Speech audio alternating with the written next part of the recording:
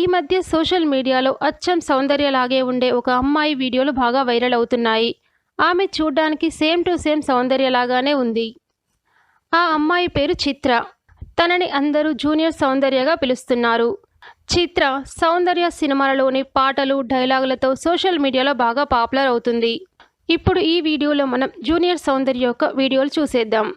Okay friends, ఈ video మీకు నచ్చితే మీ అభిప్రాయాలను కామెంట్స్ రూపంలో తెలియజేయండి. అలాగే మా ఛానల్ని కూడా సబ్స్క్రైబ్ చేసుకోండి. Thanks for watching.